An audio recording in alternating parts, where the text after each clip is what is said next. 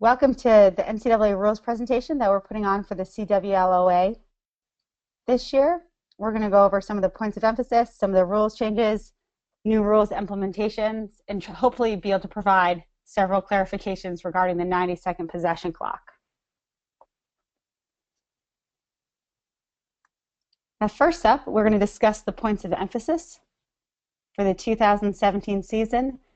And there is somewhat of a change in terms of that the past couple of years, you've had shooting space almost present itself on the points of emphasis list for several years now. This year is actually not on the list of points of emphasis. That does not mean that obviously shooting space is still a prioritized call and one that we think needs appropriate attention, but that the committee and the feedback on the survey that we received last spring, people felt were very content and satisfied in terms of the shooting space calls, and so we did not, as a committee, feel it was necessary to include it on the list of points of emphasis for the 2017 season.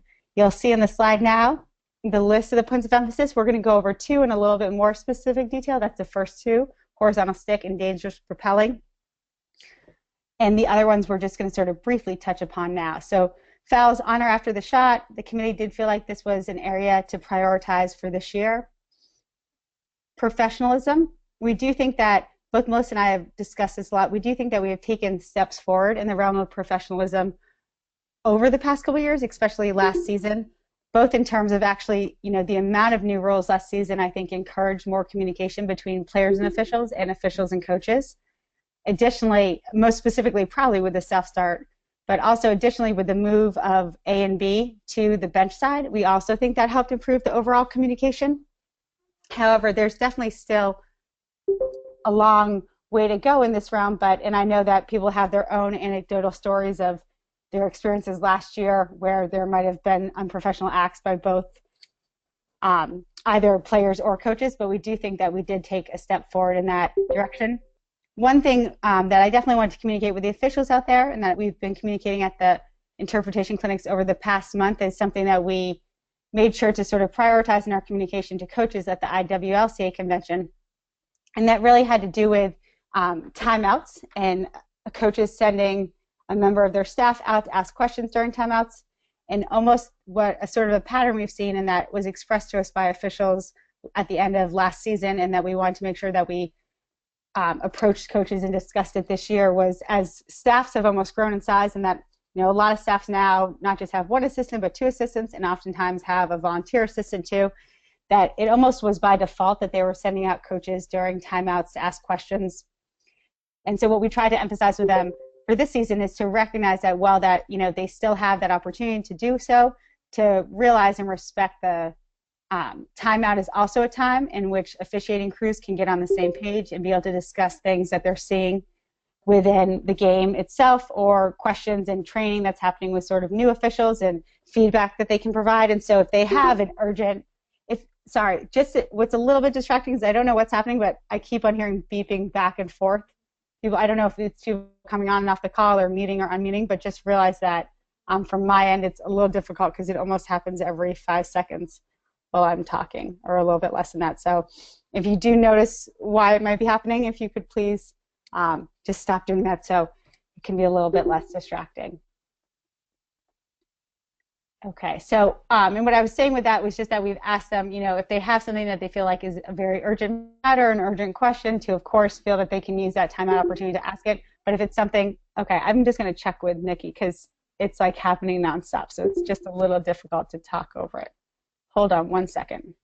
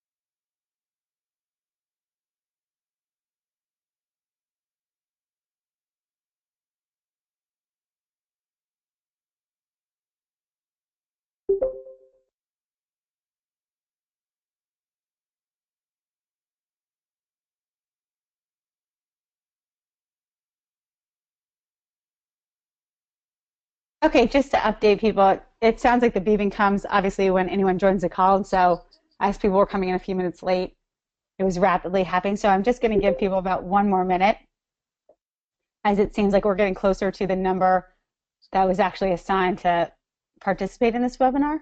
And then we'll get started. It was just difficult. And I was losing my train of thought almost every time there was a beeping noise.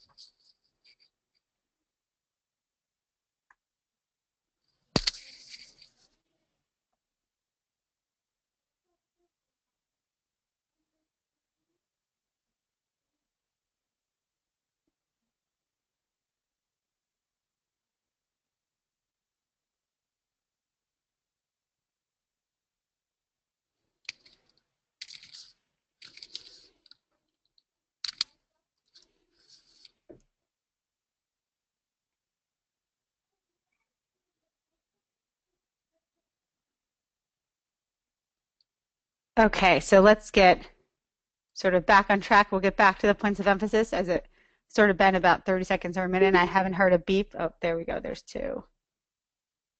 Okay, I'm just going to try to work through this with the beeps. But so back to professionalism.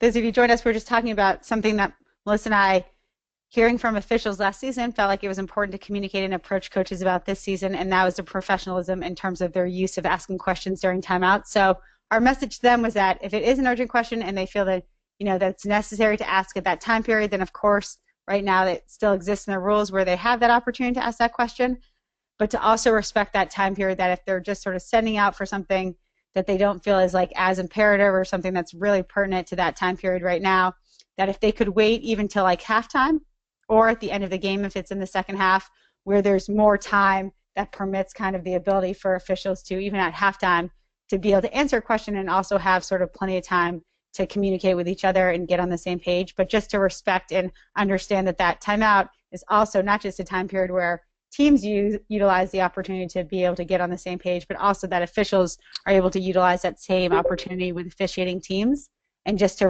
respect that and use it appropriately, and not just as kind of a default to just go out and ask sort of any question at that time. So that's sort of in the realm of professionalism, and we hope that it continues to take steps forward, and that with the rules changes, implementation of the rules changes this year, that it hopefully adds to the professional and productive and effective communication between both officials and players and officials and coaches.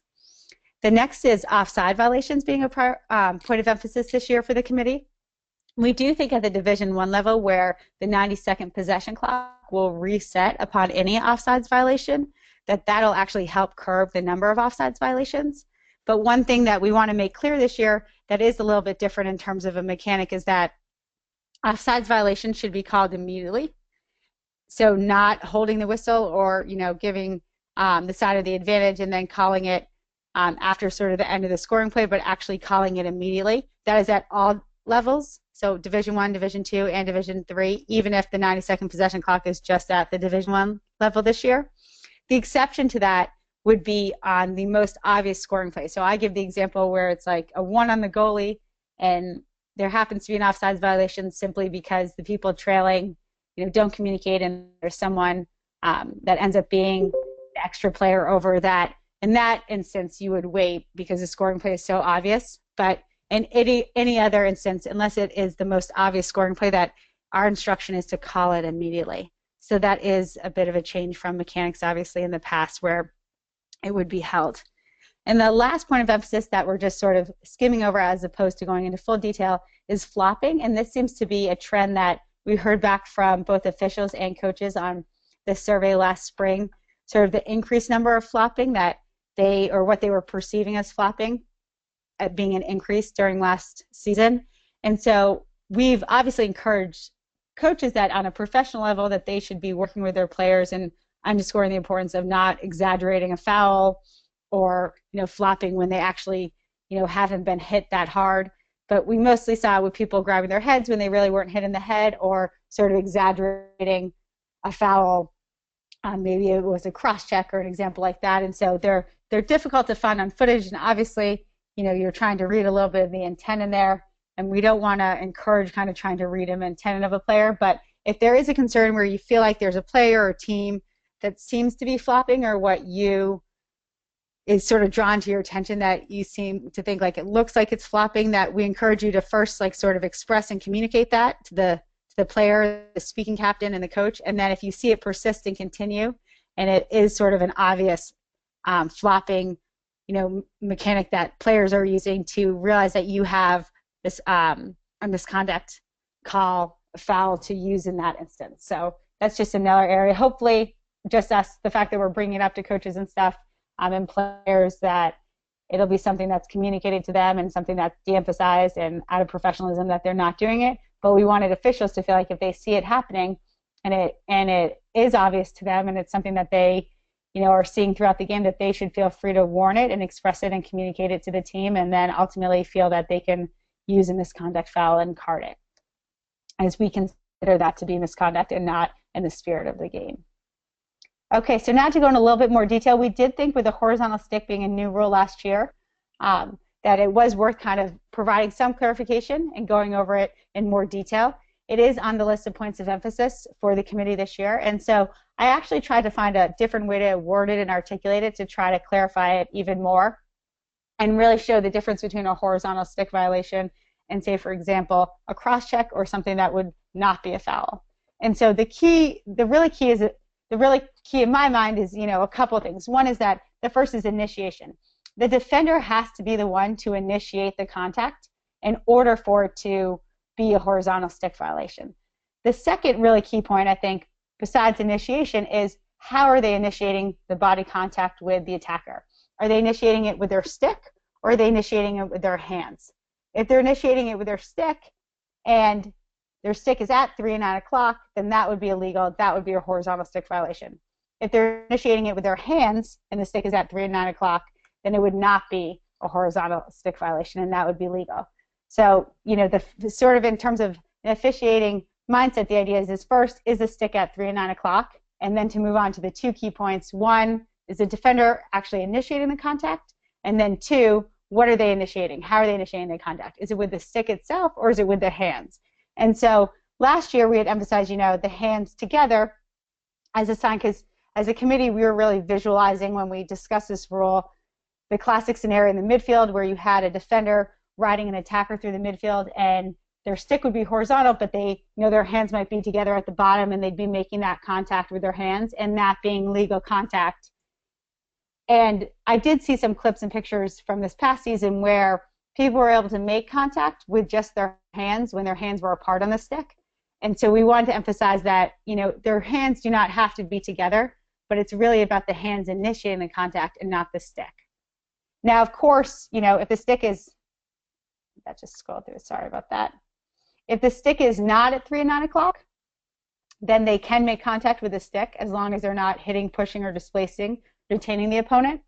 That would not be, it's the first step is the stick at 3 and 9 o'clock. So they can make contact with the stick, legal contact with the stick not at 3 and 9 o'clock, whether it's with the stick or with the hands, as long as they're not hitting, pushing, or displacing. And of course, if their stick is at 3 and 9 o'clock and they're initiating contact with their hands, but they are pushing or displacing their opponent, then that would be a cross-check.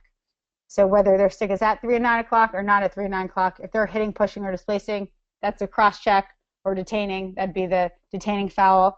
However, when it comes to the horizontal stick, the key really is their stick is at 3 and 9 o'clock, the defender's initiating the contact, and if they're initiating it with their stick, then that's a horizontal stick violation. If they're initiating it with their hands, that's legal as long as they're not pushing, hitting, or displacing the opponent. All right, now moving on to dangerous propelling. So we do feel like that as a committee that this was important to have on the list of points of emphasis for the 2017 season and prioritizing it as an area to call for officials. And so the wording in the rules is propelling the ball with their stick in a dangerous or uncontrolled manner at any time. Any shot directed at or taken without regard to the position of a field player is dangerous propelling. And as you know, it warrants a mandatory card. We did want to highlight, too, that you can have a situation in which there is shooting space and the attacking player takes the shot, and you can have both dangerous repelling and shooting space, and that would be offsetting fouls and be an alternate possession, the only difference being that the dangerous repelling would warrant the mandatory card. So that is a situation that you could have offsetting fouls. And oftentimes we see that it's one or the other is called, but really if someone's in shooting space and someone's actually taken that shot, that it really would warrant a mandatory card and a dangerous propelling call as well as a shooting space call. The other thing to note is that in the rules it doesn't specify that it has to be at your opponent. So it's taken with or without regard to the position of any field player being dangerous propelling. So it could be a teammate in which the ball almost hits, and that could still be considered dangerous propelling pursuant to the rule. And we have a couple clips that we feel like really help emphasize the reason why dangerous propelling is a point of emphasis, and it's all about protecting the safety of the players. Rule 6, Section 1, Part B, defines dangerous propelling as propelling the ball with one stick in a dangerous or uncontrolled manner. Rule 6, Section 1, Part U, defines dangerous propelling as propelling the ball with one stick in a dangerous or uncontrolled manner. After an official calls a dangerous propelling foul, it is mandatory that the official issue a yellow card to the offending player. The following clips provide examples of dangerous propelling. In this first clip, the attacking player in Navy is fed the ball in the middle of the 8-meter arc. The attacking player in Navy catches, turns, and shoots the ball without regard to the positioning of the defensive player in white.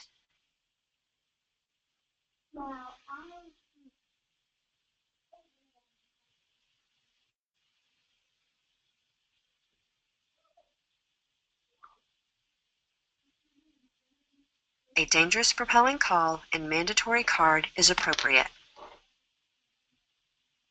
In this last clip, the attacking player in white is fed the ball in the middle of the 8-meter arc and takes a behind-the-back shot. This shot is taken without regard to the positioning of the defensive player in Navy. A dangerous propelling call and mandatory card is appropriate. Propelling one stick in a dangerous or uncontrolled manner has the potential to injure. The committee encourages officials to prioritize the safety of the game and remain vigilant in calling dangerous propelling. Additionally, the committee requests that coaches instruct their players to take controlled shots and to be aware of the positioning of other players on the field when taking a shot. Okay, so hopefully we feel like that both of those clips emphasize the need to have this as a point of emphasis, but also highlight that they're often unintentional, right? Like you see the behind the back shot, it's this great shot, except for not being aware of where that defender is and the defender being hit, and really encouraging coaches that this is something that they should always be working with their players on at practice. So now moving on to the new rules, and I know that people have questioned sort of why are there new rules in this non-rules change year? And typically that there aren't rules changes in a non-rules change year, the 90-second possession clock being an exception because obviously that was passed during a rules change year, but the implementation of it was delayed. However, there is a criteria that the NCAA uses in which rules changes can be considered a non-rules change year. And just so that you understand, one of the criteria really has to do with safety. Obviously, if there's a rule that seems unsafe for the play of the game, that's something where it could necessitate a rules change in a non-rules change year, as well as if there is a recent rule that's been passed that's had unintended consequences, and if it also is a safety concern, that's also a reason why a rules change might pass in a non-rules change year. So this coming June is a rules change year.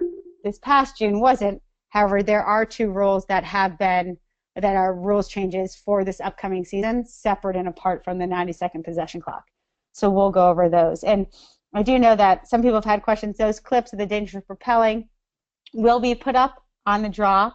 So those will get up there for people's view. And then also this presentation, there was actually some revisions that I wanted to make to it today that I didn't get time to do before this webinar, but I've been trying to incorporate points and questions that I can sort of put on the slides for people to refer to and not to just need me to sort of present and go over it. So there's a couple revisions I'm going to make tonight or tomorrow morning, and then this slide presentation will be available on the draw sometime tomorrow for you to view and stuff. So if you're rapidly taking notes, I wanted to try to say early on in the presentation that this will be available. and that we've promised to put it up, and that the only delay is to edit and get a couple more changes to the slides. And so you'll hear those changes and those revisions as I present the slides tonight, but I will be making some of the actual edits and changes in the slide starting for posting tomorrow.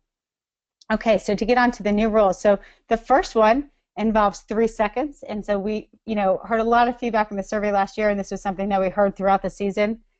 So the committee really pushed the NCAA to consider and have PROP, the oversight committee that reviews any requests for rules changes, no matter the year, whether it's a rules change year or non-rules change year, to consider. And that is, we felt that it was having some unintended consequences, that there were still, similar motivations behind why there was a need for 3 seconds and a change with 3 seconds to begin with, primarily really the gotcha 3-second calls and whether 3 seconds always warranted an 8-meter free position. So the committee feels strongly that this rules change this year and this tweak to 3 seconds will both accomplish that goal as well as the concerns that were presented throughout last season. So 3 seconds will go back to being a major foul. So you will have the ability to flag it again. And for any of you who officiate in high school or officiate at the international level, this is the rule that they follow in terms of 3 seconds. So it being a major foul that you can flag it, but the penalty administration, which is the key, is at the spot of the ball. So it is not always an 8-meter free position. The penalty administration is at the spot of the ball. The offender is moved 4 meters behind, and just as a reminder that there's no self-start because the foul occurs in the critical scoring area. The other note that I made to myself that I will be adding to this slide is just to remind everyone that you do call timeout for this foul. So it's a major foul. You have the ability to flag it. The penalty administration is at the spot of the ball. The offender is moved 4 meters behind. There's no self-start because that offending player commits that foul in the critical scoring area. They're standing in there for the 3 seconds, and that officials call a timeout for this foul, being that is a foul in the critical scoring area. Okay. The next change involves personal equipment, and it's one to emphasize and make clear a couple things with it. So first of all, everyone should know that all field players and officials know this well, but I feel like the rumor mill and sort of what goes around as soon as this rule came out is people thought that all of a sudden everyone was supposed to be wearing headgear, or that all of a sudden it was mandated now. That is not true. Headgear is not mandated. All field players always had the opportunity and choice to wear headgear, soft headgear. The key with this rule, though, was that it usually was up to the officials to, examine the headgear beforehand and try to make the determination with their discretion whether it was going to be dangerous to other players or the player themselves. And so now there's actually an ASTM standard which takes that off of officials' hands, or even pictures that were sent to me about headgear and asks, trying to determine whether it's dangerous or not dangerous, that there is an ASTM standard now for women's lacrosse, and that standard is F3137. And so the key with this rules change is not that all of a sudden soft headgear is permitted. It was permitted before, but now the only headgear a player may wear, if they choose to wear it at all, has to be headgear that meets the current ASTM standard for women's lacrosse. And there are pictures posted now up on the draw that show exactly sort of what the label on the equipment looks like to show that it has this ASTM standard. And the key with that is that it's similar, I think, to what we had to do with goalkeeper helmets before. So during the pregame equipment check, you would make sure to check that goalkeeper's helmet had that specific certification that was implemented a couple years ago. The same thing would apply to here. So if someone chooses to wear soft headgear, it'll have a label. There's 2 models we've seen. One, it has a label that says that it meets both this ASTM standard as well as the eyewear standard, because it incorporates the eyewear within the soft headgear. And then there's a second one that would just have a label that it meets this ASTM standard, but someone would have to wear the goggles with that soft headgear. And so it has a label, just like the goalkeepers' helmets had the labels and continue to have the labels. So if someone wants to wear soft headgear and their headgear does not have this label on it, it is not permitted and they may not wear it. It has to have this. It has to have this label. Okay. So, and moving on, and just to realize that the ASTM standard, those of you who know ASTM or not, they do all sorts of things, from NASA to different sports and different sports equipment and stuff. So we think that it is great that they now have a standard and that the discretion is now left up to either myself or officials on the field trying to determine whether this soft headgear is dangerous or not, and now that there is an actual ASTM standard and it makes the decision clear. Okay, so now moving on into the 90-second possession clock, which is a new rule, but a rule that was passed a year ago during the rules change year. The only difference being that it was delayed, and so the key with this rule is that it is first only implemented this year at the Division I level. And so there might be some officials out there that are listening to this webinar, and maybe you do not officiate at the Division I level as much, and you really do Division II and III. Or, and I said this to the coaches at the coaches convention, I obviously was speaking to coaches that coached at the D2 and D3 level. I still think it's important to kind of learn about the 90-second possession clock this year, and try to learn all the mechanics and understand all the different scenarios, because I think that your feedback is very valuable in terms of when we'll have a survey this year that will obviously ask a lot of questions about the 90-second possession clock, and we hope that if there are things that the committee did not foresee or issues that come out throughout the season, that it being a rules change year, the tweaks that are necessary to implement for this rule to be as effective as possible will be able to be made immediately before it's implemented at all 3 levels. So the first thing to go over is really, when does the 90-second possession clock reset? And the key with the reset, and we will be posting this cheat sheet that will talk about this reference card for the possession clock operators, and on it in very bold letters it says that they may not reset the possession clock without seeing the signal from officials. So that's the first thing, is that of all the signals associated with the possession clock, the most important one to make sure that it is consistently done throughout the game is the reset signal. And we will go over the signals in a few slides, but that's the first thing that comes to mind when we're talking about reset. This second thing is to really go through and know when does it actually reset. So for any card, yellow, red, or green, that's been issued to the team without possession, a shot on goal by the team with possession, this excludes a shot that goes wide of the pipes or above the crossbar. And people have asked, why would it not reset if it's a wide shot or if it goes, above the crossbar? And realize that the intention behind this rule was, to sort of close the loophole that existed, that we did a lot of statistical research in terms of that teams at all 3 levels of all the games we looked at, about 89% of the possessions, teams were able to get shots off within 90 seconds, and oftentimes 2 shots off within 90 seconds. And so it wasn't that we felt that this rule was going to speed up the time in which people would take shots, but rather close a loophole where now people could not hold the ball for 5 minutes, 10 minutes, 15-minute type possessions. And the committee foresaw with this rule that if we allowed a reset with a shot that went wide or high above the crossbar, that conceivably teams could have strategies where they just shot wide or they just shot high, and then their players back there, would gain possession of the ball, and then their possession would be able to continue, and it would be a new reset of the 90-second possession clock. And in many ways, it would make this 90-second possession clock rule essentially ineffective, because you'd still be able to hold the ball on for long, long possessions by just shooting wide or shooting high. And so that's really why this is not a reset. But the shot on goal with a team with possession is a reset, just not when it goes wide or hits the pipe. A save by the goalie of the team without possession, and that's inside or outside the goal circle. So we did see goalkeepers last year obviously playing outside the goal circle a little bit more since they were exempt from shooting space. If they make a save, they deflect the ball outside of the goal circle or inside the goal circle, that is a reset of the possession clock, and we'll go over some of the mechanics with that in a few slides.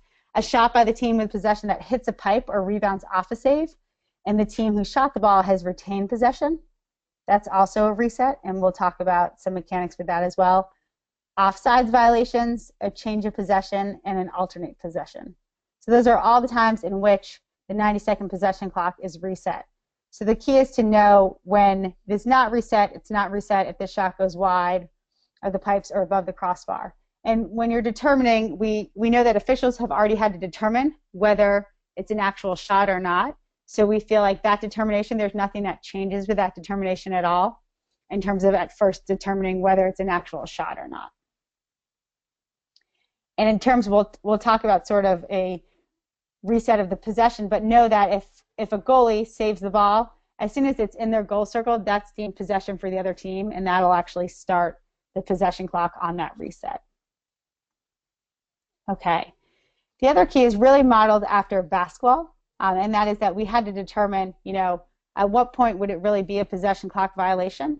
And so did the shot have to, did it have to be on the release? Was it going to be, if it crossed the goal line extended? And so we decided that it will be on the release as a committee the other year, and so the shot must be released prior to the possession clock horn in order to count as a goal.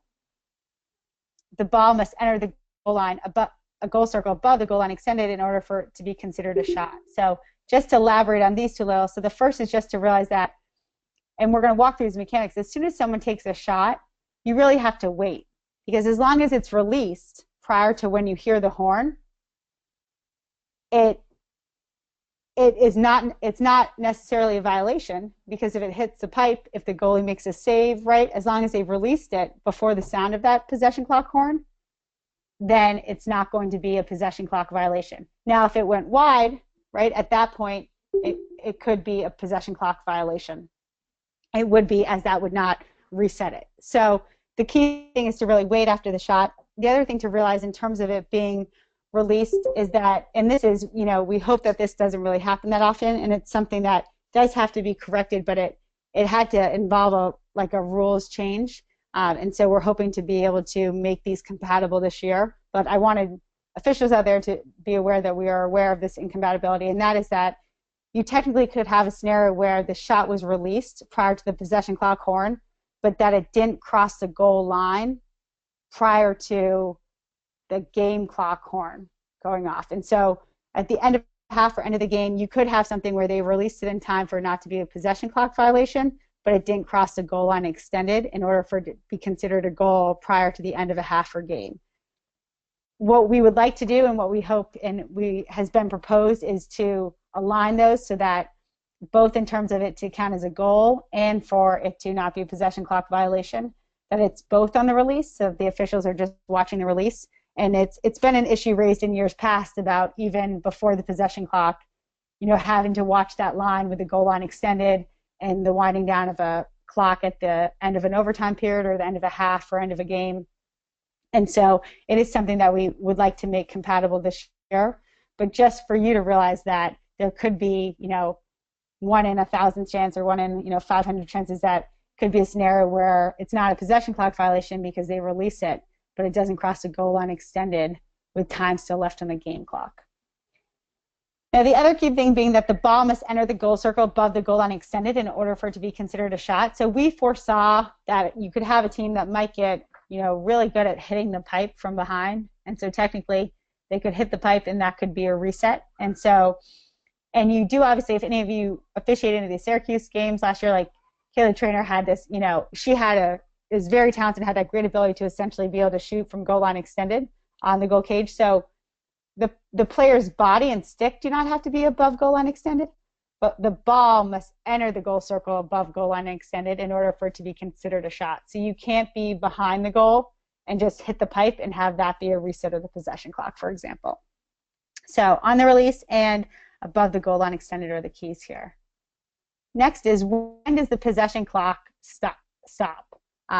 And the most important thing to realize is, first, is that it really mirrors the game clock in all but one exception. So think about the times, and part of the change last year in terms of what you saw, the implementation of more times when the game clock stopped, was foreseeing the possession clock coming in, as well as knowing the self-start was the implementation of the rule. So the big rules change year last year, we added these times in which the game clock would stop, knowing about the possession clock, and with the self-start. So, and this isn't an exhaustive list, but just to give you examples of when does the game clock stop. So after all major and minor fouls in the CSA, alternate possession, any card, illegal draws, offsides violations, for every foul in overtime, what I need to edit and add to this to probably make it more complete, for every foul in the last 2 minutes, with the exception of being when there's a 10 goal or greater differential, and then possession clock violations in the CSA.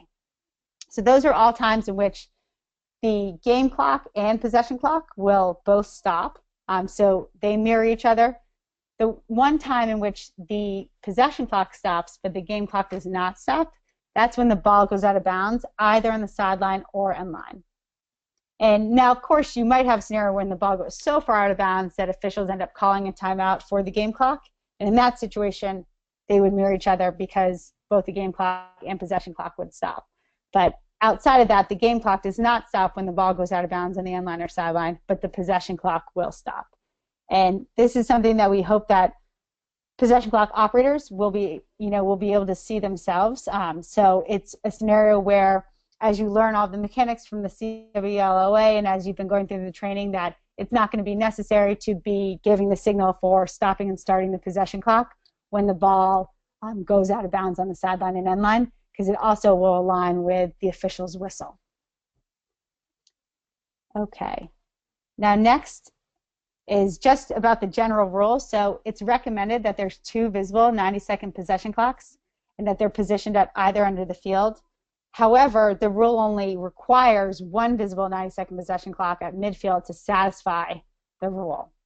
So I have not talked to a coach or have notified about a team that is not doing 2 visible ones. That is what is recommended. It's one that I know that I haven't heard of a team just doing 1 visible one at midfield. The NCAA put in a mandate a couple years ago in which, trying to be aware of any expenses that institutions were having to incur from rules changes. That was really where this came from. So, almost every school has sort of a portable clock, right, that often from their basketball program or something where they'd be able to have that, or it'd be less expensive than purchasing 2 visible ones to position and have placed at either end of the field. So part of it was an expense concern. That's one reason why the 1 visible 90-second possession clock at midfield satisfies it. Although, again, I think both for the teams themselves, because they're purchasing these clocks for their home field, they want to have visible ones at either end. For officials, it's obviously better to have visible ones at either end of the field. So I think that's what you're going to see. It just came from an expense outlook from the NCAA's eyes in terms of what could actually be mandated by this rule instead of recommended. The other key with this is the positioning. One reason that we did not, that we as a committee in this rule did not dictate and mandate that the clocks be positioned somewhere exactly in terms of if they're at either end of the field, where do they have to be, was because oftentimes you have a women's program that has a counterpart men's program, and the men's program now have clocks, and so they've been positioned somewhere at either end of the field.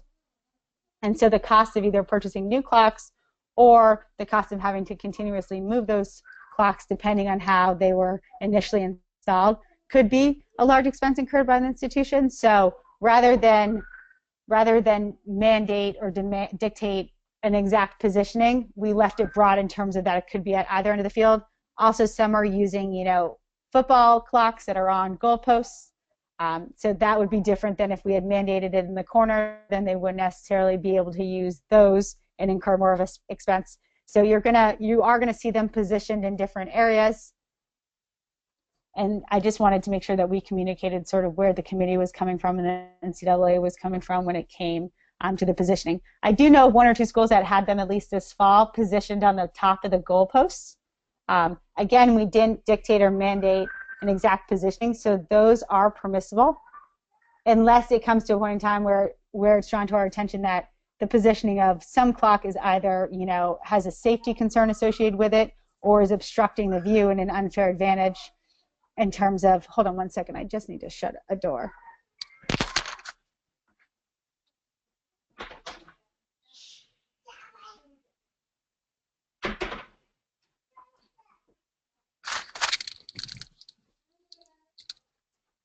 Sorry, I just have my 4-year-old with a babysitter running right outside my office door. Okay, so back to what I was just saying in terms of the positioning of those clocks on top of the goalpost. So those are permitted or another type of positioning until it comes to a safety concern of ours, or some type of unfair play in terms of obstructing the view of players. But realize if a shot hits that possession clock that's on top of the goal, that is not a reset because it is not hitting the pipe, it's hitting the clock. Okay, and the last point to make with this is that a game at the Division I level may not continue this year if the 90-second possession clocks malfunction and there is no backup possession clock for the table. So we are encouraging, and I'm going to send a reminder out tomorrow across the institutions that they need to have a backup possession clock in case their possession clocks that are placed on the field, whether it's at the table or at either end of the field, in case they malfunction, that the game cannot continue. So they cannot ask you as officials to keep track of the 90 seconds on your own watches. They can't ask for someone at the table to keep track of it on their phone or on a watch. That it has to be a visible possession clock, so that they need to have some type of backup one. And we as a committee, I will be presenting a scenario to them this week in terms of trying to address, is there going to be a delay permitted, right? Can they go and get the portable possession clock? Can they try to fix the clocks? And so we obviously expect that there'll be some type of reasonable delay to adjust if there's a clock malfunction of the possession clocks. And I'm just going to sort of get more clear guidance from the committee in terms of what parameters we want to use in outlining that type of scenario. But what we do want to make clear is that a game cannot continue without a visible 90-second possession clock at the Division I level this year.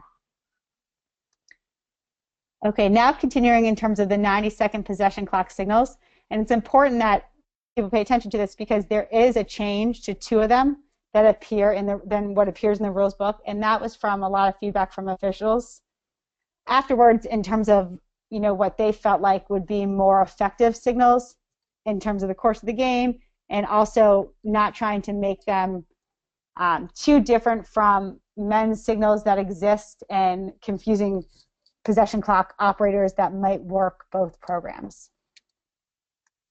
So the first one, the possession clock start, is the same as it appears in the rules book, and that is the winding of the arm. And so it's just the one hand wind of the arm in terms of a start. And where you're most commonly going to see this, there really will be two main scenarios where this signal will really be necessary, and that's going to be kind of where there's this like wait period and possession has yet to be determined. And so the classic instances that come up are, for example, the draw, right? So the possession clock won't start until a team gains possession, and so that's a time where you will be giving this signal, as well as if there's a deflected shot or if it goes off of the pipe and there's kind of a waiting period in terms of, we know it's going to be a reset because that would reset the possession clock, but the question is it going to be a reset for the team who had the ball, or is it a change of possession and a start of the possession clock? And so if the ball, hits the pipe and is on the ground and you're waiting until possession is determined, that will be another scenario like after the draw where once possession is gained that you would give the signal to start the possession clock. And one note that we have made on the possession, it's sort of a reference sheet, I guess, or cheat sheet for the possession clock operators. What we put on the sheet is for them to, when the ball is down by the goal, for them to keep their eye on the lead official, the one who's going to be nearest to the goal, in terms of in that type of scenario, they will be the ones that will be signaling that possession start. On that scenario, like I was saying, when it hits a pipe or is deflected off of the goalie. The next one is the possession clock stop. Now this is different than what it appears in the rules book. So the possession clock stop is the tapping of the head. I believe currently right now in the rules, in the rules book, this is the reset. So we want to make clear that the tapping of the head is the possession clock stop, not the reset. And on the possession clock reference sheet, we do have pictures of, kind of mini pictures of these signals for those possession clock operators. And you'll notice I intentionally use possession clock and not shot clock. And we intentionally, as a committee, named it the possession clock and not the shot clock because we do not want it to appear that we are trying to get people to shoot within a specified amount of time, so that if they can't get a shot off and all of a sudden they fire in the last couple seconds, but rather that people have a 90-second possession clock in which they can get a shot off, and if they're unable to get a shot off, then it would be a change of possession. Okay, so then the next signal is the possession clock violation, and this is the same signal that's in the rules book, and we also did not make a new signal for this. We use the illegal procedure signal.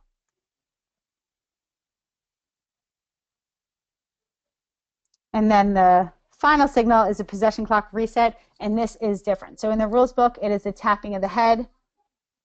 And here it is a spin. And we're actually trying to get the photograph retaken for actually this possession clock sheet to be distributed tomorrow. And in the retake, what we're emphasizing is that the arm really needs to be high and extended in order for the possession clock operator to be able to see that reset. Because remember, the instruction to them is that they may not reset the possession clock without seeing this signal. And so this picture isn't as accurate in terms of that we would really like the arm to be more extended. So just to go over these again, possession clock stop, possession clock violation, possession clock reset, and then way in the beginning, possession clock start, which is the windup.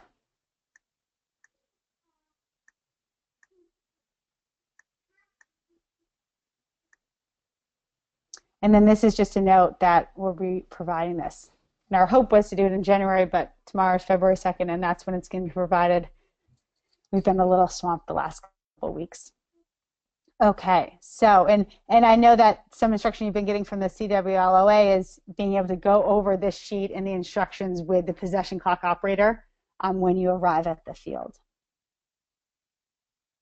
And when this is posted on the draw, this will actually have this sheet incorporated on a couple of slides.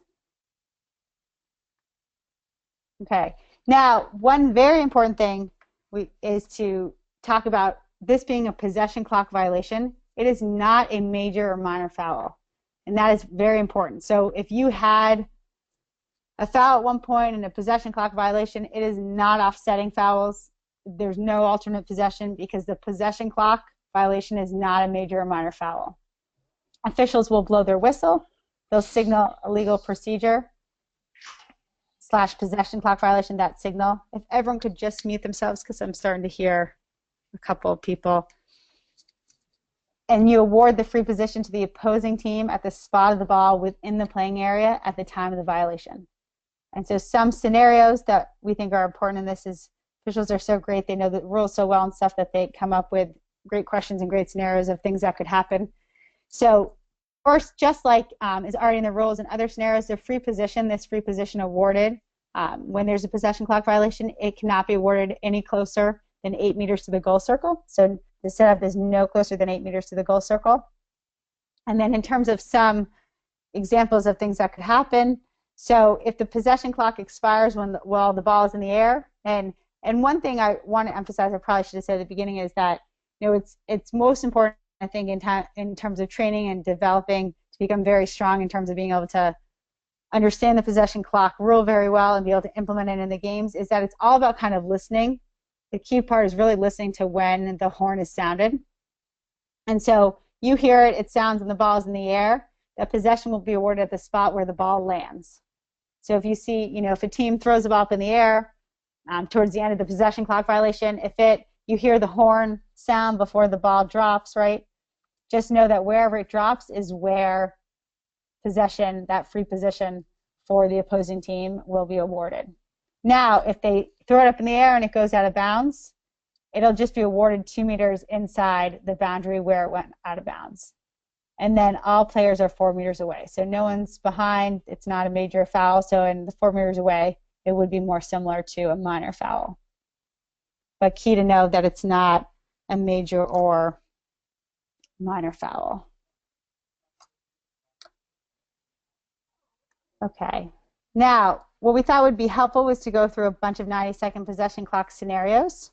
And I'm trying to take a look at my notes because want to make sure that as I've gone to different clinics and people have asked questions, that I include some of these scenarios within this part of the webinar, even if there's not a slide for it yet.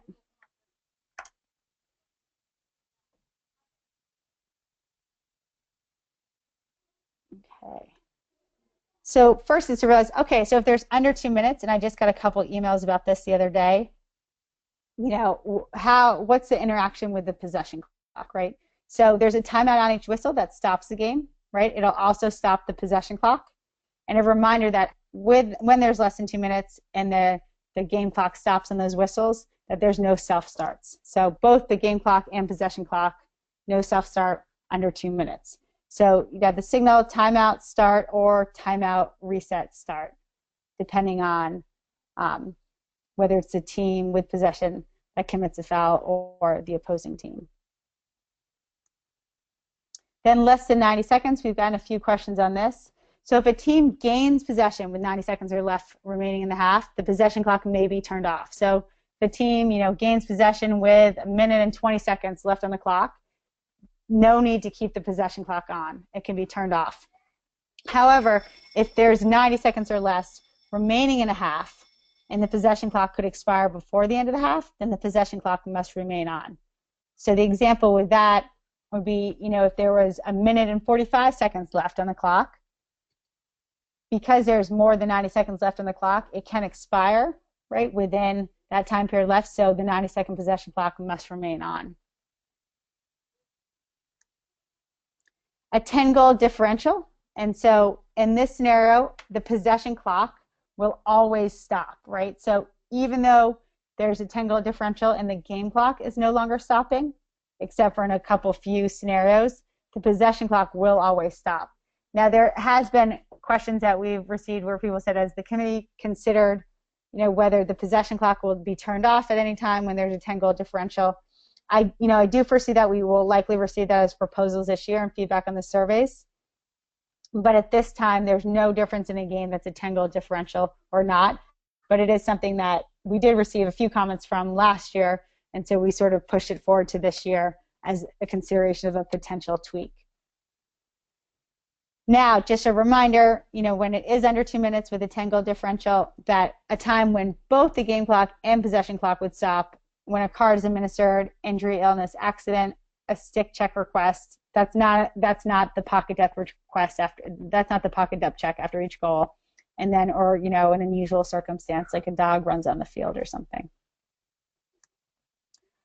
Okay, another key one in terms of a scenario involves the flag. So if there's a flag is raised in the critical scoring area and the possession clock expires before the attacking team shoots, there is no administration of the flag penalty. The opposing team is awarded possession.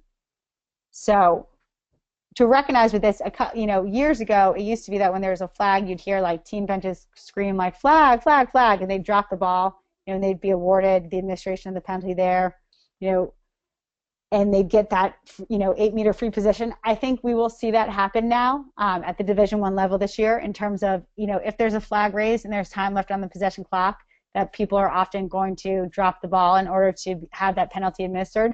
But if it happens to be where the flag is raised and the possession clock goes off, there is no administration of that flag penalty. The opposing team is awarded possession. And I think one thing, this raises a couple scenarios in terms of just talking about, the expiration of the possession clock. And a couple of the scenarios that have come up is, first of all, if it is a cardable foul, then because the cardable foul is an automatic reset of the possession clock, that is a time where if it is, whether it was flagged or called immediately, if it's called immediately, it should be a scenario where before the possession clock violation, it would be a reset, or happening at the same time as the horn's going off, it would be a reset, or the card is still going to be administered. The flag penalty that's not cardable is not. So non-cardable flag penalty, not administered. However, if it's a card, it is administered, and that would be a reset of the possession clock, because remember, a card resets the possession clock. The other question is if it's not a flagged one, but it's a foul, on the shot, and this is where, when I was just mentioning, it's really important to be kind of listening to the horn, and having your ear sort of trigger what the next steps are. So if someone fouls on the shot at the same time, so this, should not happen in many scenarios, but I really hold it analogous to what happens at the end of a half and end of the game. And it's the same type of thing when it's a cardable or non-cardable. So right now, if you have a foul at the end of the half of the game, and it's right on the buzzer, right, nothing happens unless it's cardable, and then you're starting the second half, right, with possession, and there's no draw. That's sort of the same scenario here. If it is where they're fouled at the same exact time that the horn goes off, then there's no administration of that penalty, just like as if it was the end of a half or end of a game. If it's cardable, then it would be, because that would reset the possession clock. Otherwise, there would be no administration of that penalty if it happened at the same time that the horn sounded. Now, the other scenario is more that the whistle is blown and you are calling that foul, or you know that the foul was committed before you heard that possession clock horn go off. In that case, and then within a second the possession clock horn goes off, at that case I would call timeout as an officiating crew, come in. If people agree that the foul occurred before the possession clock horn went off, at that time you would put 2 seconds back up on the possession clock. It was in the critical scoring area, give them the 8-meter free position. And so you would administer that penalty. But remember, the reason why you're administering that is because that foul there, that's not a flag penalty, that happened on that shot, on or after that shot, and affecting that shot. And it occurred before the possession clock violation. So just important distinction in a couple examples and scenarios to highlight. And that is an edit that was a question that came up that we'll add in here. Okay. The other thing, just as I'm remembering in my head from some of these clinics, the other one that we are adding in here is, and it was something that was just emailed to me from a couple people last night, involves the scenario where if you are in the, say you're outside of the critical scoring area, so a self-start's permitted, and the ball is flying and it's like 20 or 30 yards away from the team who has the ability to self-start, and the possession clock is running, we would say that's analogous, just as if the ball had gone out of bounds so far away that you had to stop the game clock. So in that scenario, if the ball goes so far away from where the person could self-start and the possession clock is running, that you would stop the possession clock, and then the player may bring the ball back, within the 1.5 stick length of that foul, and they would be able to self-start. And we'll get into this, but we've given instructions to the possession clock operator in terms of when they start the possession clock with the self-start. And that we'll make sure that gets on a slide as well. But it was a scenario that came up and has been emailed in the past 24 hours, so I wanted to make sure that we shared that.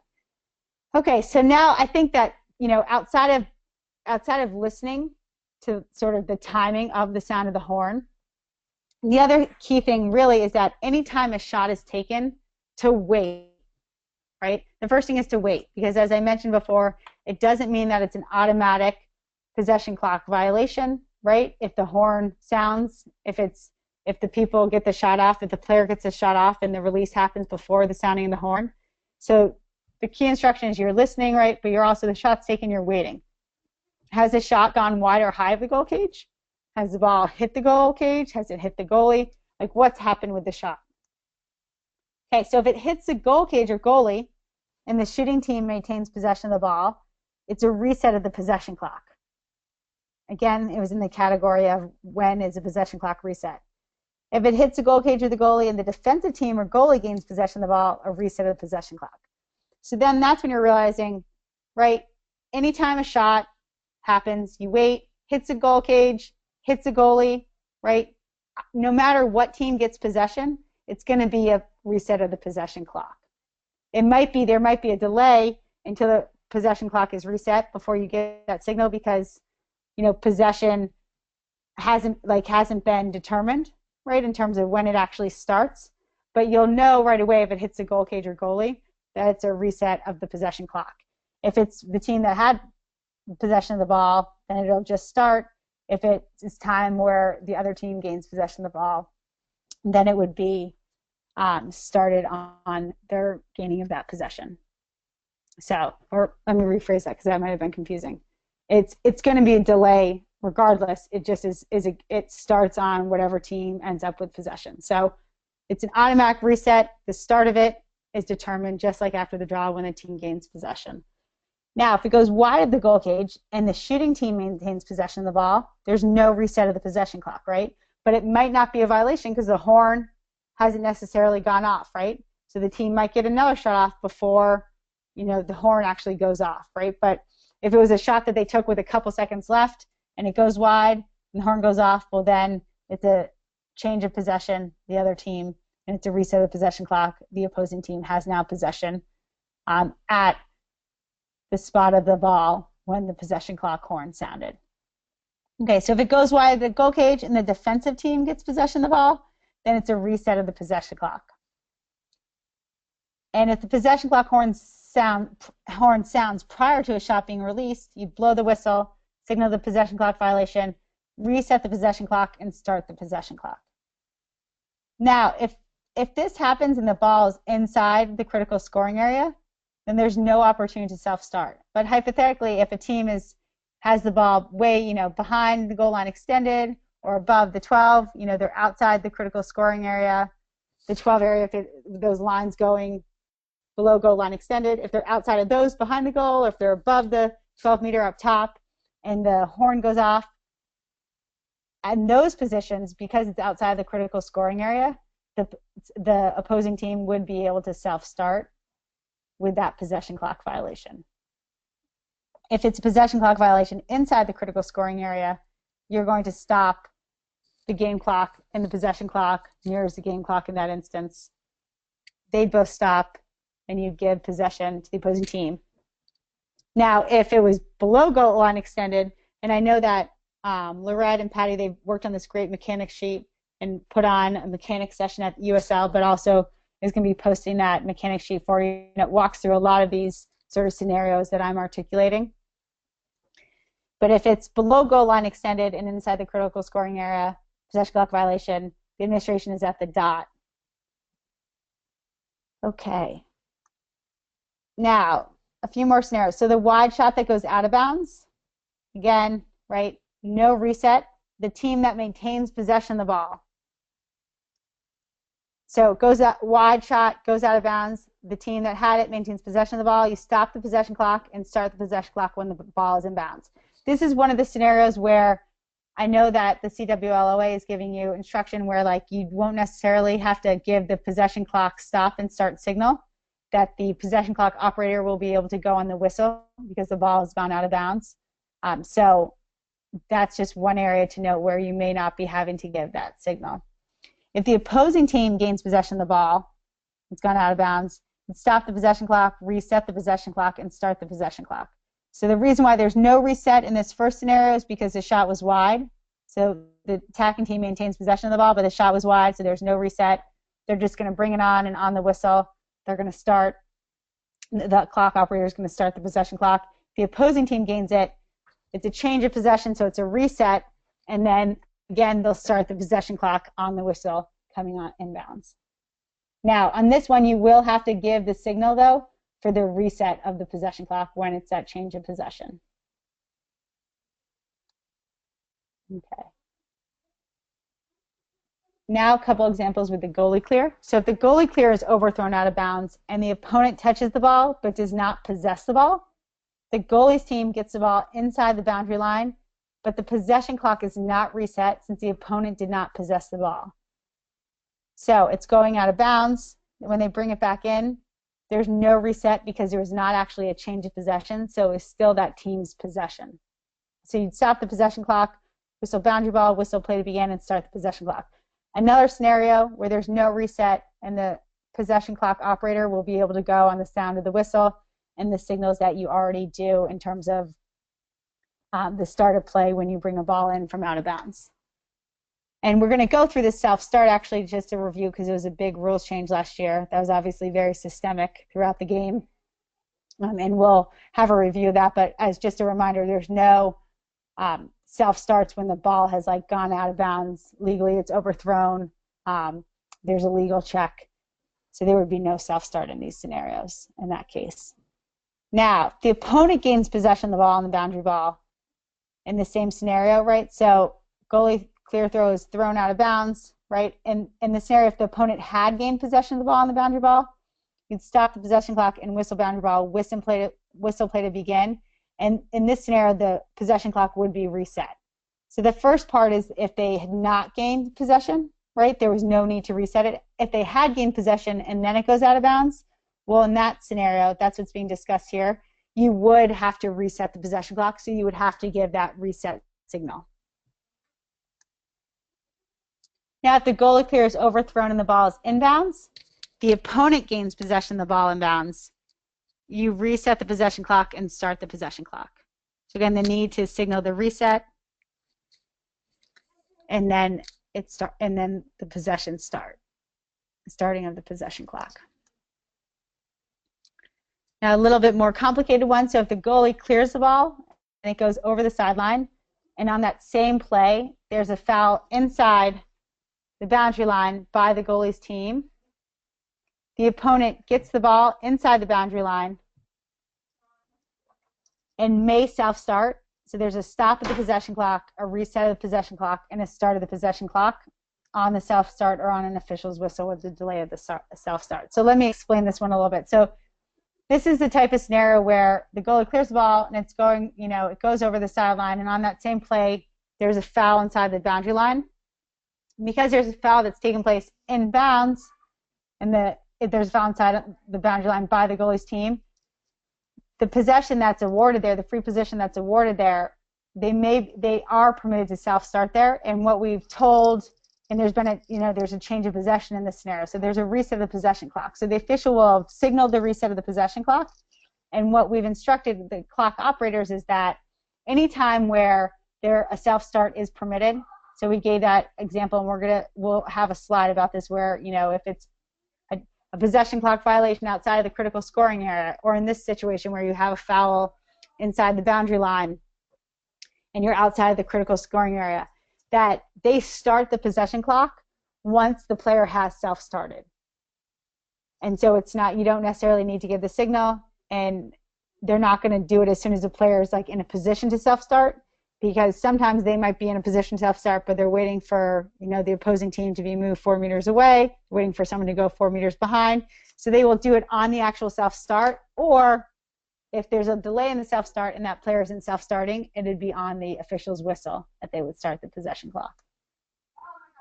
Okay, so as you've seen, we started to talk more and more about self-start, so we thought it was important to review the self-start, and then we have a slide that kind of essentially looks at the integration of the self-start and the possession clock and just flags some important areas to make sure that we go over and review for you.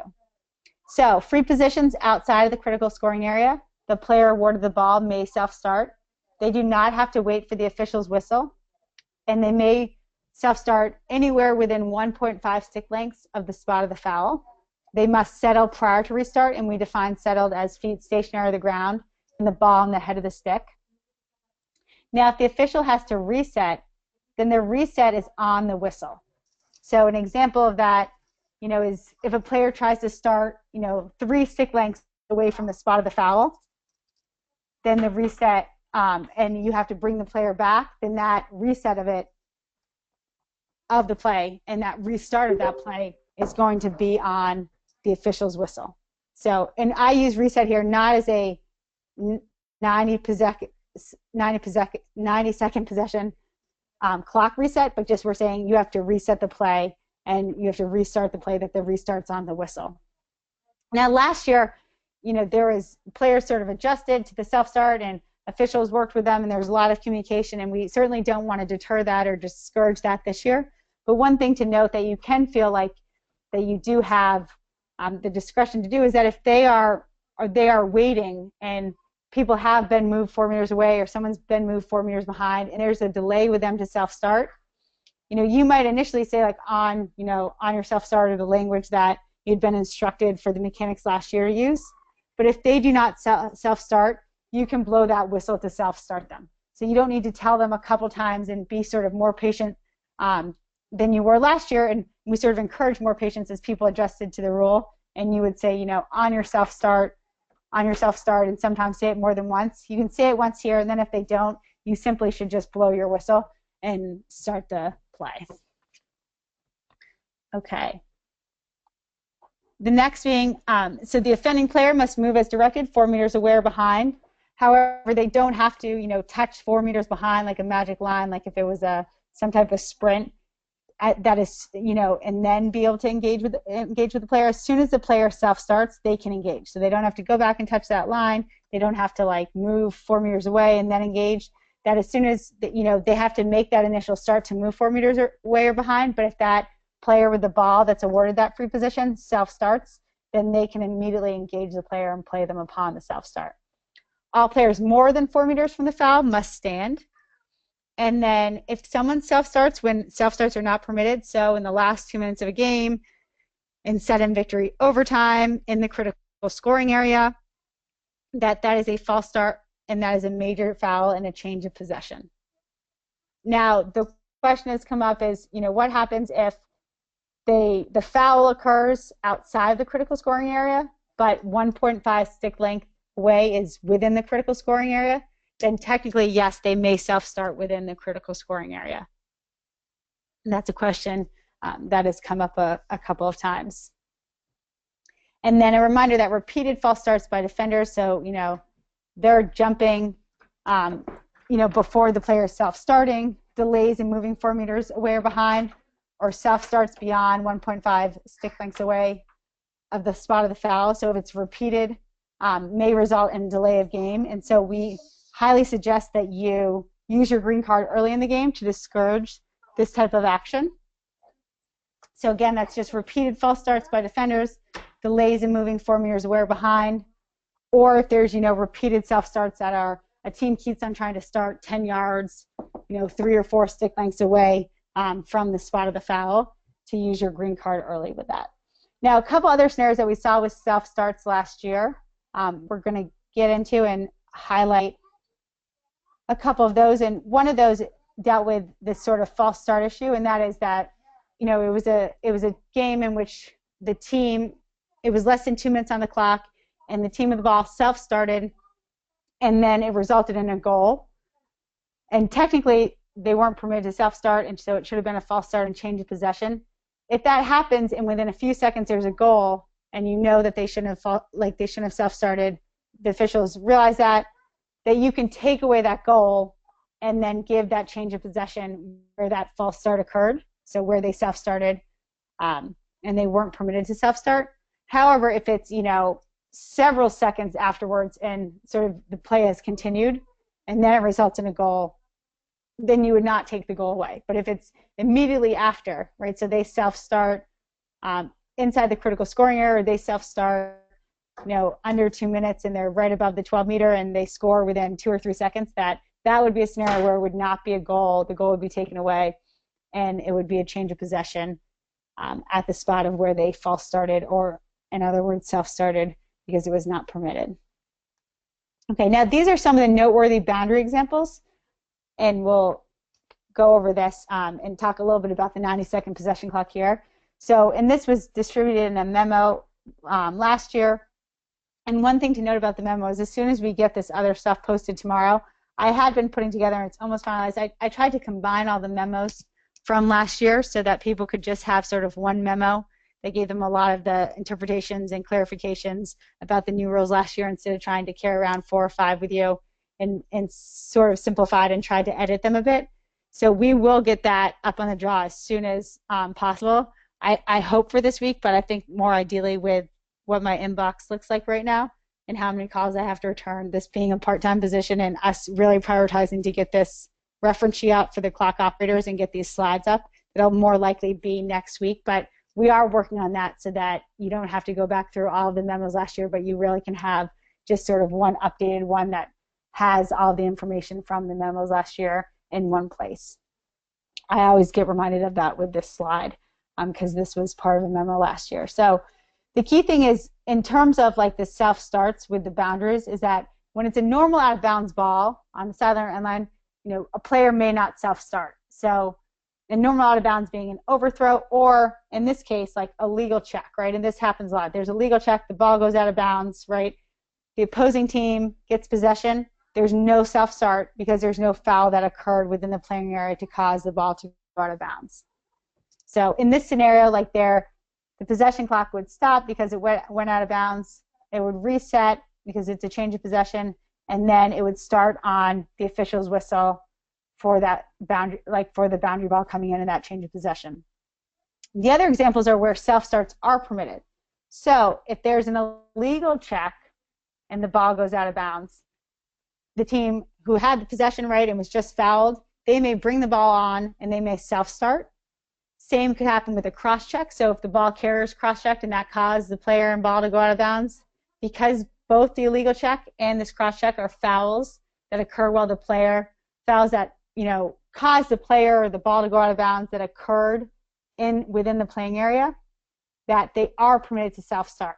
So the key with this is that what we've said to possession clock operators is that the possession clock stops when the ball goes out of bounds, right? The person with the ball goes out of bounds no matter what. We're not asking them to determine whether it was because of a foul or whether because it was a legal check or whether it was a boundary ball, like a normal boundary ball. We're just saying if the ball goes out of bounds, you stop the possession clock. Then the official has signaled whether it was a foul, whether it was a boundary ball. If the player may self-start and they come in bounds, so in the situations of an illegal check or cross-check, so the possession clock is stopped, they have the ability to self-start.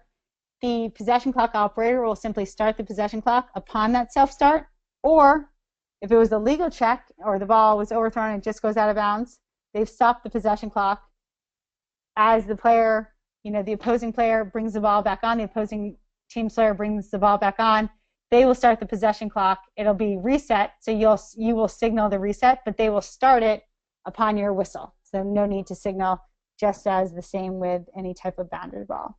But know that they are stopping the possession clock when it goes out of bounds, regardless of whether it's caused because of a foul, like an illegal check or cross check, or if it's just a legal check or boundary ball. Okay. Now, the self-starts are permitted within 4 meters of a boundary line, unlike normally how you would set up a boundary ball. So they are permitted there, and the player, if they do not immediately self-start, then the official is expected to instruct the players to move 4 meters in, and the player awarded the free position can self-start at any point, immediately during that instruction or after the full administration of the penalty.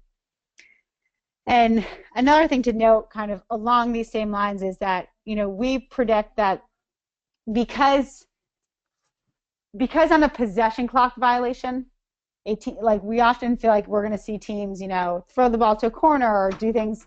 Because on a possession clock violation, players have to move 4 meters away.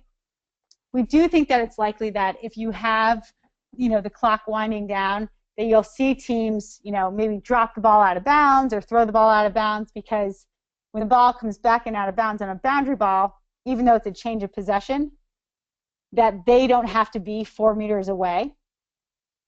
And in a possession clock violation scenario, they do have to be 4 meters away. So let me just say that again, because I know that might sound confusing. So we expect that with a possession clock violation, this is a strategy that we foresee teams might use, and it's been asked as a couple questions by officials and coaches. So if in a possession clock violation, players are moved 4 meters away. In just a boundary ball, players are brought on, but they're not moved 4 meters away if it's not a foul, right? So a normal boundary ball, a legal check.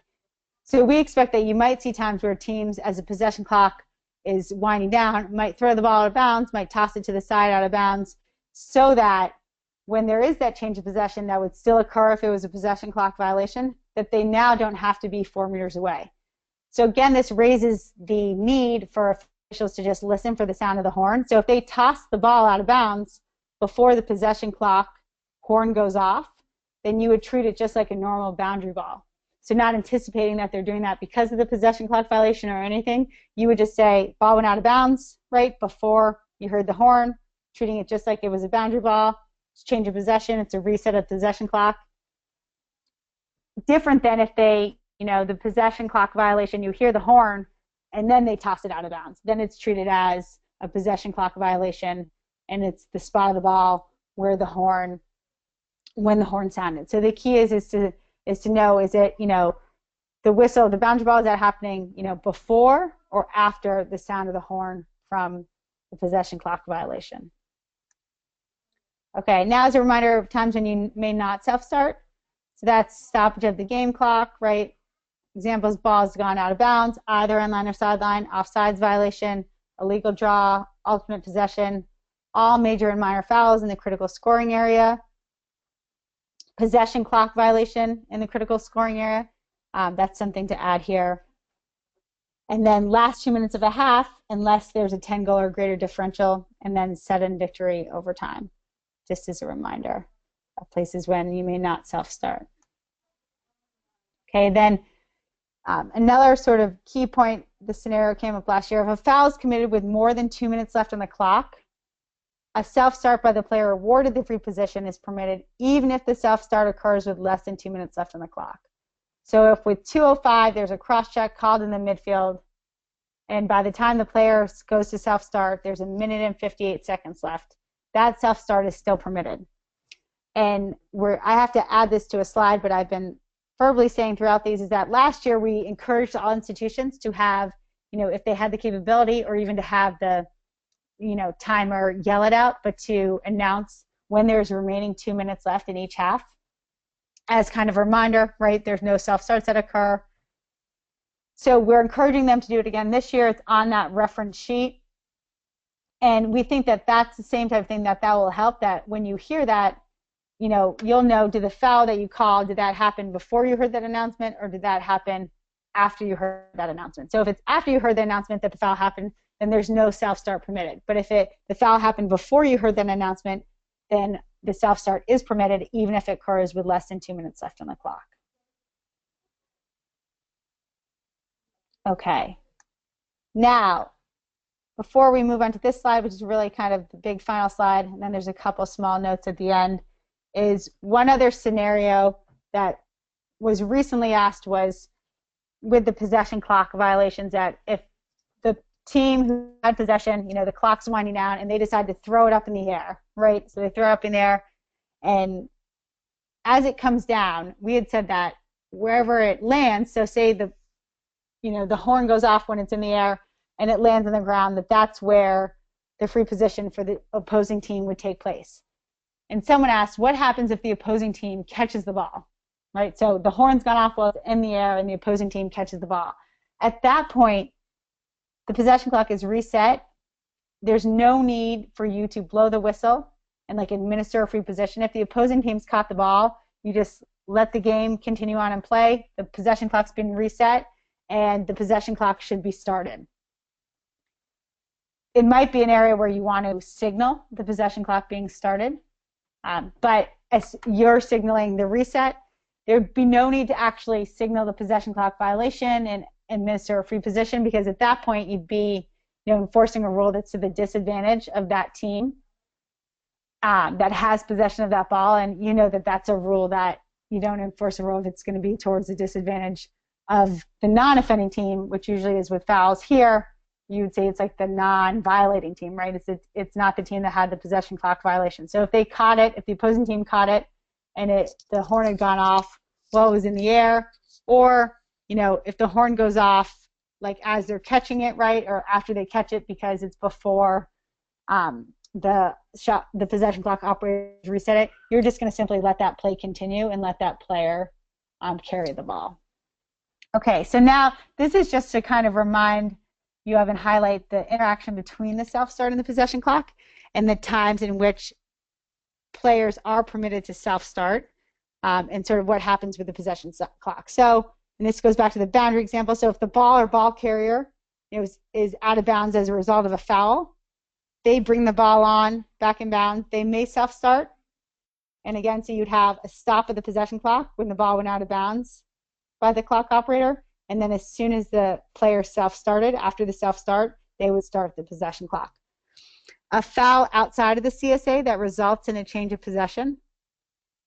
So in that case, say you have an offensive foul up top, change of possession, they'd be able to self-start the possession clock. It would be a possession clock reset because of the change of possession, and then a possession clock you would be able to self-start, and the possession clock would start on that self-start.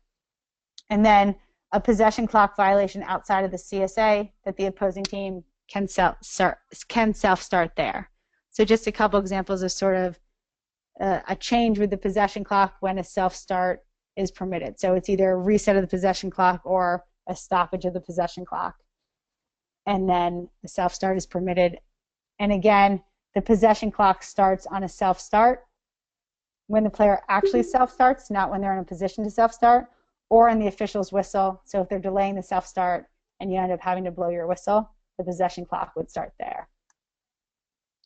Okay, now one thing that we did foresee, and this was actually really with the help of Joan Sirley, who highlighted this to me when we were talking over this summer, and that was that obviously with the horn, we have scenarios where the air horn is blown now before the implementation of the 90-second possession clock. And so those scenarios were illegal substitution, a game clock malfunction, or the timeout being able to be called through the table. And so last year, there actually seemed to be a decrease in the number of timeouts called through the table once A and B were moved on bench side. But if you remember, it was just a couple years ago, my first year, right after this new rule where teams could call a possession timeout through the table. I had just come into this position, and it was necessary that we issued a clarification of when do you stop? Do you stop on the official's whistle? Do you stop on the air horn? And so we made it clear that play needs to stop on the horn. And so our concern was obviously now you have the possession clock violation and you have a horn signaling that, and because we've gone through, just because it goes off doesn't mean it's been a violation, right? You have to wait and see what happens to the shot, for example. And so you didn't want everyone to stop on the horn, and so we needed to distinguish for possession timeouts called through the table as well as for illegal substitutes, and not only a game clock malfunction, but because of the possession clock this year, also a possession clock malfunction, that there needed to be a distinction between the sound of the horn for those 3, for instances, than from a possession clock violation.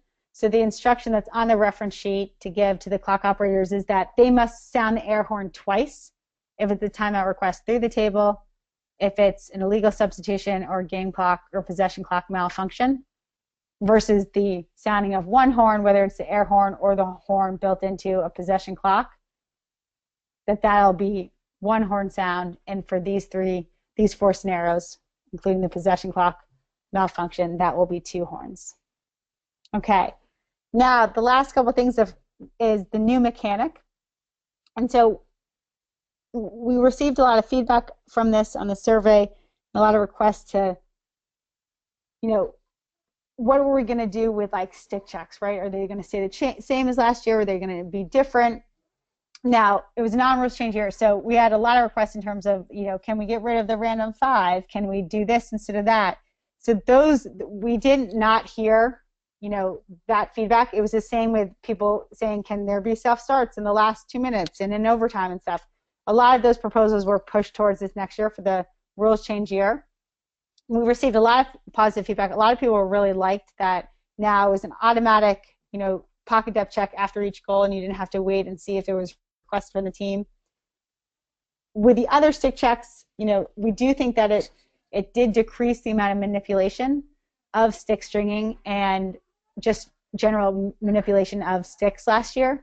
However, it didn't, completely eliminate them. We know that it was a lot for officials and a big burden, and so we don't know what will happen after this year, but we did hear people's feedback with that. We are considering things. There's lots of different philosophies. Some people believe that, you need to deregulate a bunch. Some people think you need to sort of over-regulate, almost like we had to do this past year. Some people think there's a fine line in between.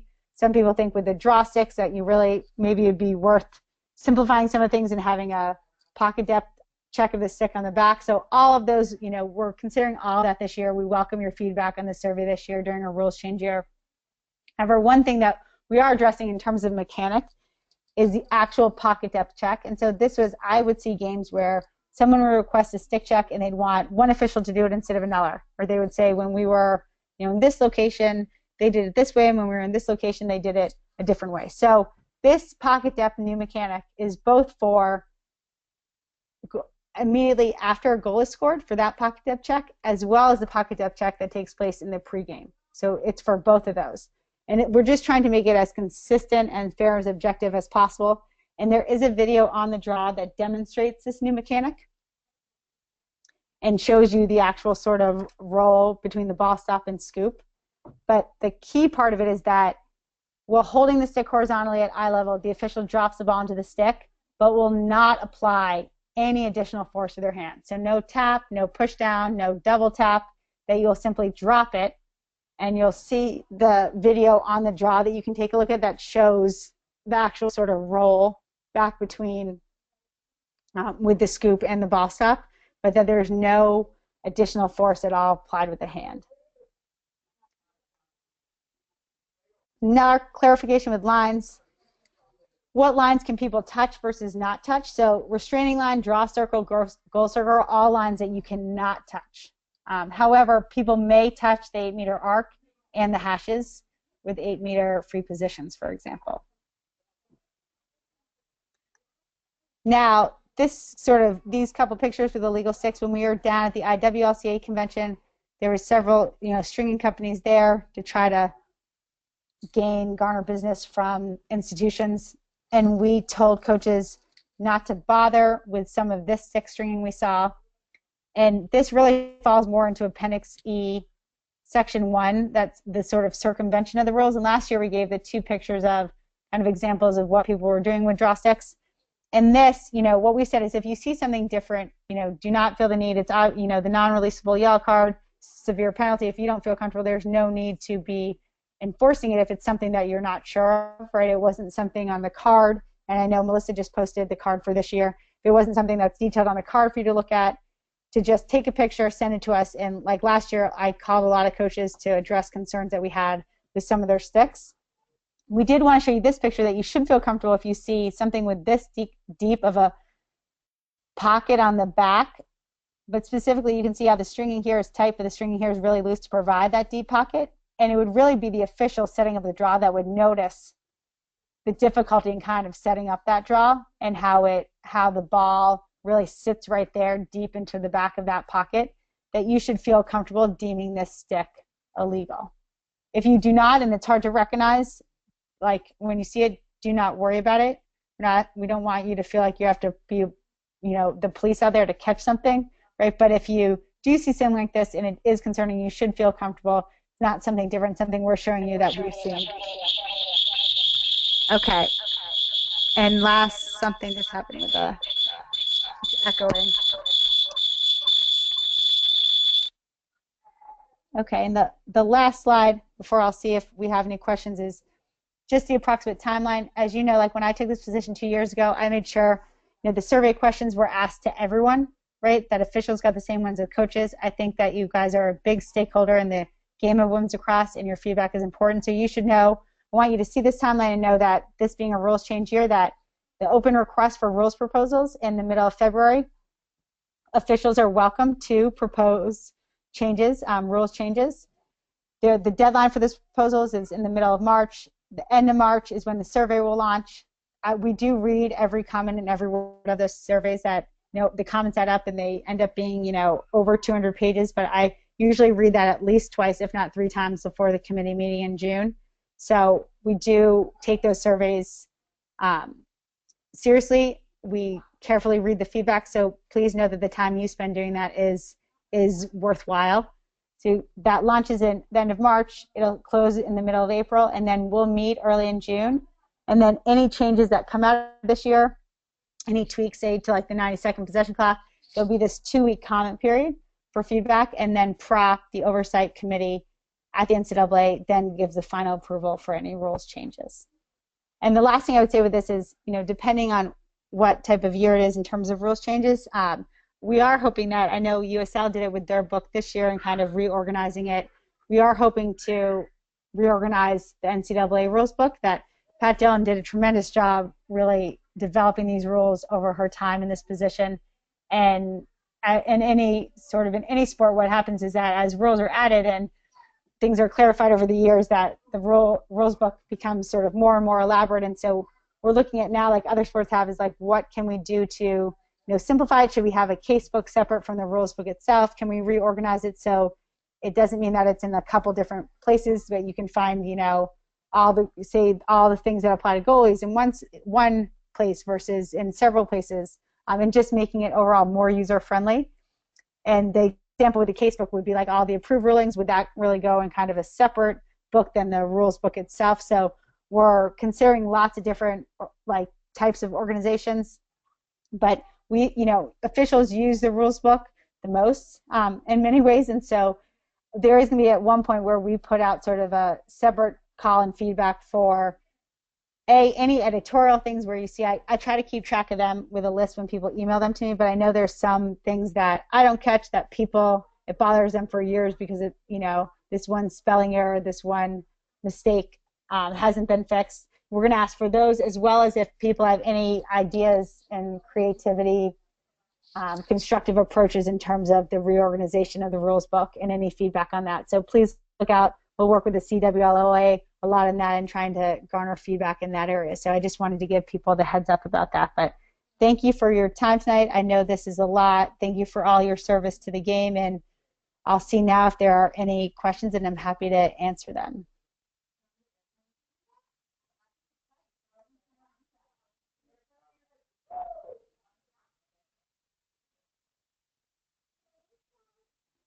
Someone's just asking, will these presentation slides be available after the session is over? Yes, they will be. Let's see. If the ball is inside the 8 meters on a 3 seconds violation, does the penalty administration move the ball out to the 8 meter arc? Yes. So if it's inside the 8 meter, it would be that 8 meter free position.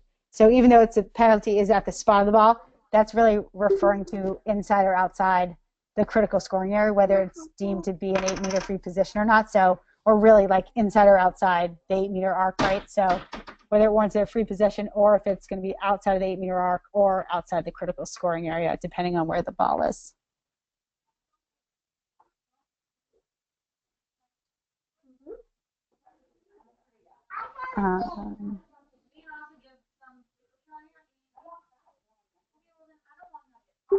Oh, sorry, I'm seeing these slow down notes. I couldn't see some of these when the visual doesn't provide me to see these when the presentation's taking up the screen, so I apologize. It's been a long day, so I have a lot of caffeine, and I probably talk too fast at points, so feel free to email me with questions, and if I don't respond right away to your email, it's just because it's flooded right now, but I will, and I do not get offended if someone resends me the same email to draw my attention to it.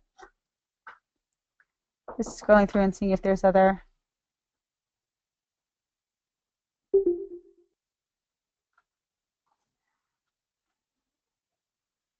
Is a restart of a switch of possession above the goal line extended on a hash 8 meters from the goal.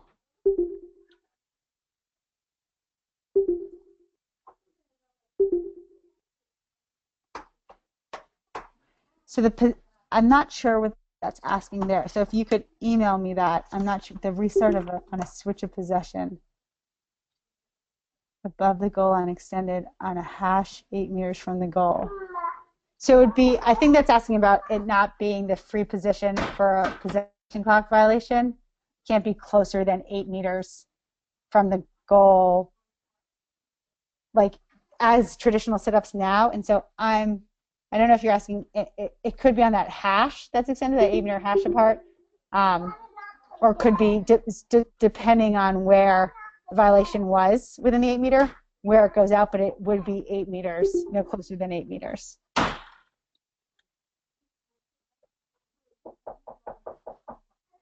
And I think that is possession clock horn versus game clock horn sound. I think you're going to see the game clock is the loud buzzer versus the air horn or sound of the possession clock.